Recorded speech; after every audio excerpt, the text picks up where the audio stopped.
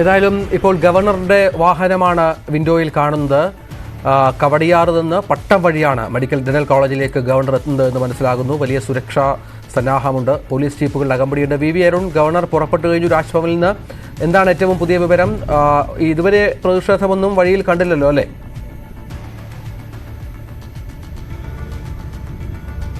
രഞ്ജിത്ത്, ഗവർണറുടെ വാഹന വ്യൂഹത്തിന്റെ ദൃശ്യങ്ങളാണ് ന്യൂസ് 18 പ്രേക്ഷകർ കാണുന്നത്.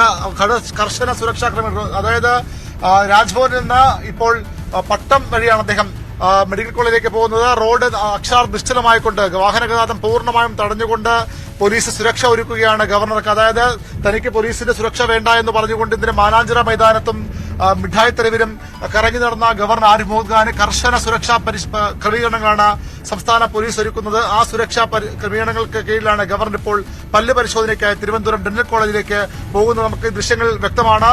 മറ്റൊരു ചാനലും ഈ ദൃശ്യങ്ങൾ ഇപ്പോൾ ഒരുപക്ഷെ കാണിക്കുന്നുണ്ടാകില്ല. ന്യൂസ് 18 മാത്രം പ്രേക്ഷകരിലേക്ക് എത്തിക്കുകയാണ്. ഗവർണറുടെ